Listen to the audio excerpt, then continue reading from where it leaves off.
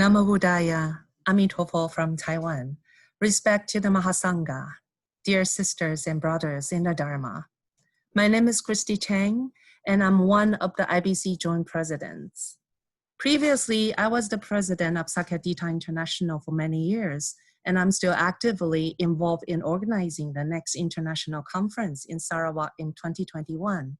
I invite you all to join us in Sarawak, East Malaysia. Thank you for the great honor to join by sending this message on the auspicious occasion of Dhamma Cakka Day, where we remember and celebrate the original turning of the Dhamma wheel by the Buddha in Sarnath. I would like to reflect on some of the events leading up to the first turning of the wheel of the Dharma. Every incident of the Buddha's life provides inspiration, and there's a particular incident that took place just after the Buddha's awakening and before he came to Sarnath, which I think holds particular relevance for all of us experiencing difficult times. I request your patience while I recount a story that is familiar to all of you. As recorded in the Brahma Samyutta Sutta in the Samyutta Nikaya, the Buddha was sitting alone on the bank of the river Naranjara after becoming enlightened. The Buddha had the following reflection, quotes, "This Dharma that I have discovered is deep, hard to see, hard to understand, peaceful and sublime, not within the sphere of reasoning, subtle to be experienced by the wise. But this generation delights in attachment, takes delight in attachment, rejoices in attachment. For such a generation, this state is hard to see, that is, specific conditionality, dependent origination. And this state too is hard to see, that is, the stilling of all formations, the relinquishment of all acquisitions, the destruction of craving, dispassion, cessation, nibbana.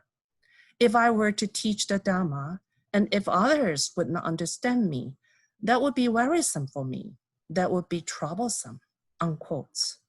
So the Buddha's conclusion is that teaching would be too difficult because contemporary people would not understand. They're too interested in their attachments. Therefore, attempting to teach those who do not understand would be wearisome and troublesome. I feel that is a great example for all of us because when we reflect on the difficulties in the world and the rarity of the practice of virtue, the immense forces behind greed, hate, and ignorance in the world, a normal response would be to feel that working for change would be wearisome and troublesome. But this is why the Buddha's example is so appropriate for our present time. He presents exactly the way that we feel now, when difficulties are so great. Luckily for the Dharma, the sutta records that the Deva Brahma king saw how the Buddha was feeling. He came down from the Deva world, appearing in a human form, requested that the Buddha teach. So then the Buddha heard the Brahma's request, and using his wisdom eye, saw that some would understand the Dhamma, and so he agreed to teach. After this, he gave the first sermon at the deer park in Sarnath, and the Dhamma wheel was turned. Returning to our contemporary context, as you would know, Sakadita International has had a special commitment to reinstitute the bhikkhuni ordination, which has been lost or never established in some countries. Our pioneers with long memories can recall the feeling of hopelessness that it would not be possible to restore the bhikkhuni ordination for many reasons. But amazingly, the bhikkhuni lineage was reestablished for Theravadian Sri Lankan nuns right here in Sarnath in 1996 with the support of the late Mapalagama Bipulasara Mahatera of the Mahabodhi Society in India and with assistance from monks and nuns of the Korean Choke order.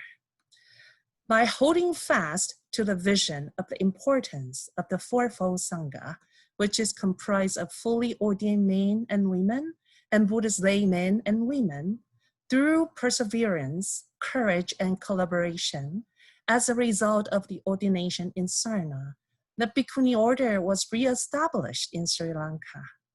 Similarly, At this difficult time, when there's not only plague, but also immense social difficulties and conflict in this world, by holding fast to the Buddha's teaching of interdependence, we see that we are able to contribute to peace and understanding, and that our good actions are not wasted.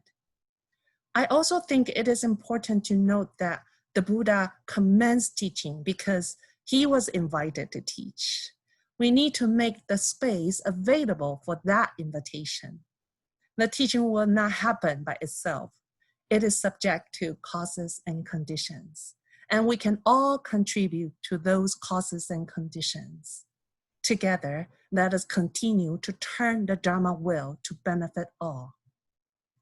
Thank you again for the invitation to participate today, and I offer my prayers to the Triple Gems for the end of the pandemic and the healing of the world. Namo Amitofo.